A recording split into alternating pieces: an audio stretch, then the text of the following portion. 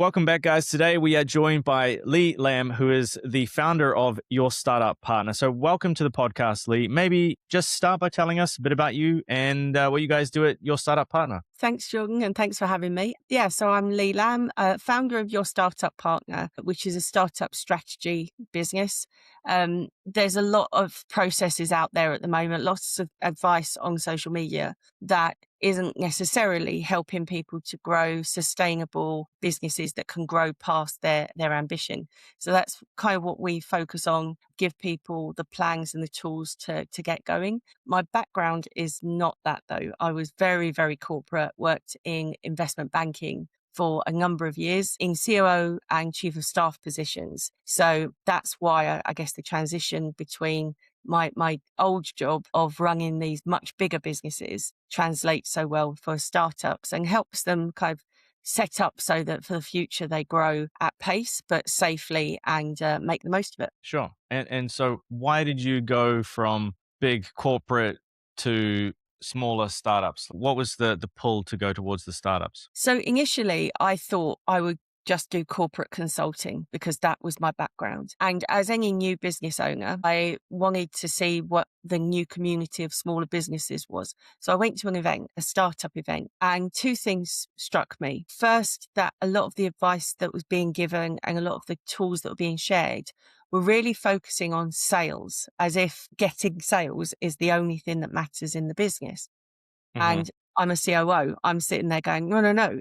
Bringing money in is great, but how you spend it is just as important. And then the second thing was the amount of other founders who I spoke to who were just lacking really basic knowledge about how the functions of a business work. So they might know how to go and sell, but they don't know whether to be a limited company or a sole trader, or they don't know whether to take on a team or just have freelancers. And that's all the information that I know. So for me, it was more, this is really interesting because I can see immediately how I can add value to this conversation because I'm talking about the things that are not necessarily getting covered elsewhere. Right. Okay. And so you call yourself, the chief of stuff. And I love that. So what does that actually look like day to day when you're working with a founder? Yeah, my chief of staff title is varied. Sometimes we're talking pure strategy. So they have a goal that they want to achieve, and we're trying to figure out externally what the market positioning needs to look like. But then internally, how do you get ready for that? I can also be dealing with people's viral moments. So times where they've put the effort in, it's starting to work, but they are not prepared for the level of demand that they've generated. I've had a couple of people go quite large on social media and then phoning a bit of a panic because they've suddenly got this influx that they were just not expecting. And that is kind of part growth management, part crisis management, and a lot of ops is in there, just making sure that you don't lose that moment. But I can also be explaining to someone how to negotiate a contract, how to get customers to pay on time, how to manage their teams so that their teams kind of understand the bigger vision and what they're part of. I can be involved in literally any aspect of a business. And it's one of the things that I love doing because it's not as easy for a business owner to say, here's precisely what the problem is in my business. Sometimes they just see the symptom, and because of my experience, I know that symptom can be caused by a number of factors. So if we know precisely what they're looking for, maybe they'll go to someone who's far more targeted and specialist. But what I find is that I bring in people who know that something is wrong. They don't necessarily know yet how to know precisely what's wrong. And that's where my stuff comes in. Yeah, stuff. I love it. Okay, Lee, and so you have this proprietary framework called the hub method, right? And so without giving away the secret sauce, what would you say is the core insight that most startup strategies maybe miss? Primarily that sense that everything matters at the same time. And I think it's something that founders struggle with is, they want to deal with one aspect of their business rather than looking at everything at the same time. But it's all completely related. So a financial decision does have risk implications. It does have strategic implications. It has HR implications. tech implications. So the hub method is about looking at all of the 7 functions of a business all at the same time and training your brain to not answer one question on one subject, but to understand how it all connects together.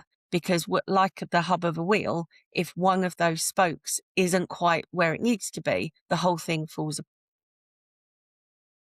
Functions of ops really does help people understand that you can't just focus on one aspect. You can't do this now and deal with this later. You have to figure out a way to deal with all of it at the same time. Got it. Got it. Okay. And so, I mean, you've been in business for quite a while, right? So what would you say is your biggest growth constraint right now? Is it capacity, pipeline, or is it something else? My biggest capacity issue really is getting my message out, because I'm in this kind of environment where if you look on social media, 80 to 90% of the advice given to business owners is highly focused around growth, sales, and revenue, which I'm not saying is wrong, but the focus only being on that means that people are missing ways to make their business work harder for them and work in the background. And companies don't fail because you can't sell enough. They fail because you're not organized and running the business in the right way. So if Mm, you're really looking for that long-term growth, you need to be thinking long-term. When you're on social media, everything is 30 seconds long and it's difficult to make ops sound sexy in comparison with when you're talking about this growth and this kind of expansion. So one of the biggest challenges for me is getting the message out that this isn't about restraining ambition. It's about targeting it and harnessing it better so that mhm. you can actually get to where you want to get to, but also know that maybe you can push even further. It's so difficult in an environment where that's not a key message. And so I sort of sit sometimes banging my solitary drum on my own. Right.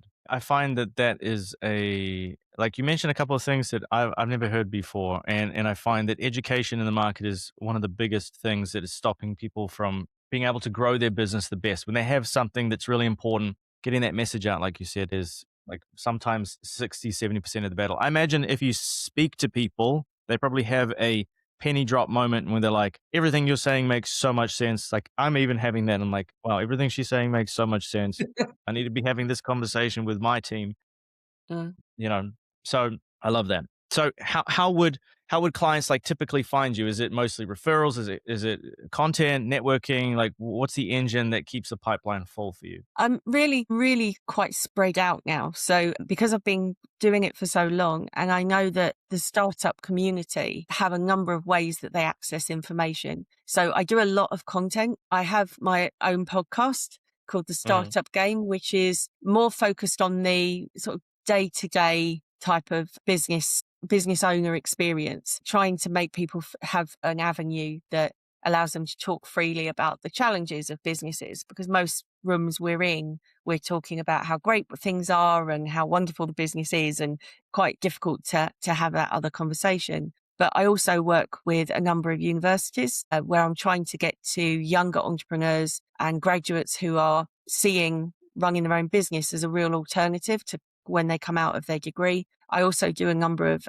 speaking events. So with various types of audience, from people who are simply thinking of businesses and what they could do if they started, all the way up to those that are seeking investment because they're sort of on their way and they're ready to grow. So I do a lot of content and a lot of speaking. And you're absolutely right. I get a lot of people come up to me afterwards, go, "Oh, can we have a chat? Because there'll be something in what I've said which will hit someone slightly differently." And they'll go, "Oh, I hadn't thought about that." And mhm. that's what I look to do whenever I speak to founders and get the opportunity to do so. Yeah, this was going to be my next question. Like, sounds like you have a lot of irons in the fire. You know, advisor in your pocket membership. But you mentioned a couple there: Built to Rise Accelerator, even the AI clone stuff. It feels like you're building an ecosystem. So, what is like the next? What is the vision for the next stage of your startup founder partner? It's really to try to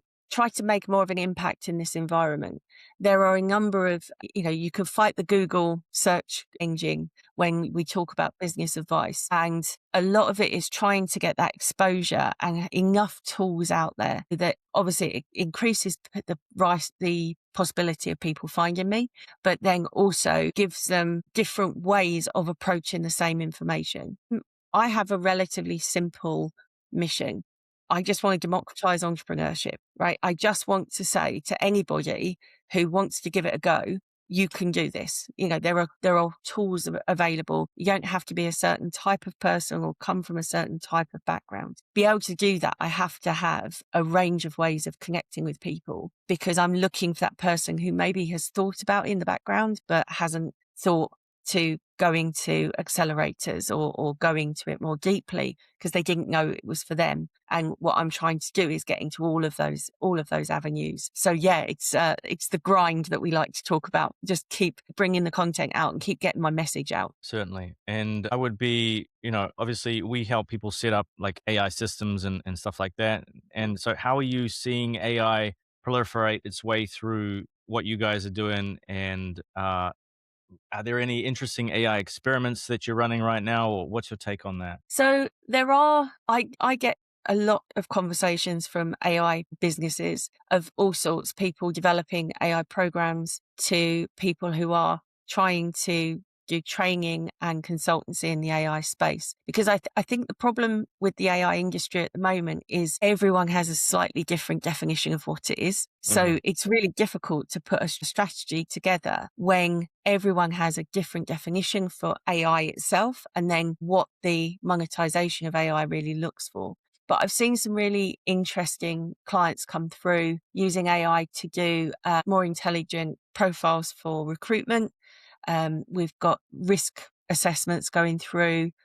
There's a lot of opportunities. The difficulty is understanding where AI as an industry and as a approach to the market is going to or land, Hmm. because there's still a lot of fear associated with it. People don't really know what it is to them. The way I explain it to people, the way I see it from talking to founders of AI businesses, is AI is the equivalent of the PC. When the PC came in, it was doom and gloom. All of the jobs were going to go. We were going to be run by machines. And what Hmm. actually happened was humans trained to use the machines in a better way. I still see AI as that. It's going to supercharge what humans can do, not take away. But that's a difficult message when there's so much distrust and people still don't really feel like they understand it. But there's some really exciting things going on. And I love the fact that because I have that chief of staff title, I get to talk to all sorts of businesses covering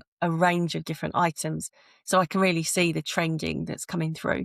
Okay, beautiful. Just so as we like wrap up here, Lee, a question I really like to ask because I'm sort of surprised by some of the answers that I get often are, let's say that you had a magic wand that you could wave over a big problem right now and you could solve it just like that. What would that big problem be? If the marketplace felt more open, because what I think can sometimes get missed is that certain areas of the world, certain class of people, demographic of people Hmm. have incredibly quick access to the markets. They have an idea and they can go to the market and be seen quite quickly. There's others who have amazing ideas, but they don't have that same connection. And, I'm lucky because I am a demographic that gets listened to. And even if I'm not listened to, I will just keep talking until people pay attention. And so I think one of the biggest challenges we have is the good ideas, the best ideas are still out there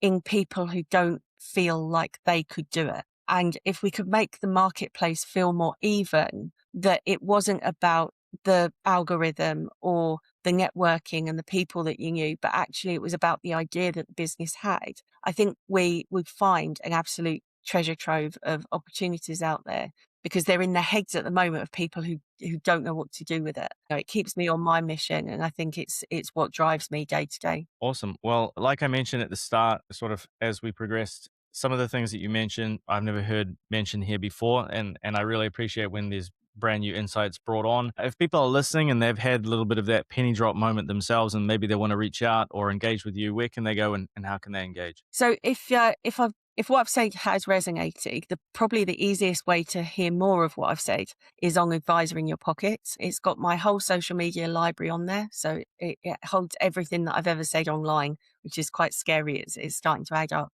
And that can give you a sense of what I think is really important for business owners, but also what I work on and what I can help with. You can contact me through advisorinyourpocket.com or yourstartuppartner.com, which is more for the companies that have started going. They want that bigger strategy. They want that more involved strategy work with myself. I'm trying to capture both audiences at the same time. So depending on where you are and where you feel you are on your journey, those are the two options. Perfect. Well, thank you for coming on today and sharing some of your insights. I'll make sure I leave everything linked below for everybody listening. And thank you guys very much for watching. We'll see you in the next episode. Fantastic. Thank you for having me.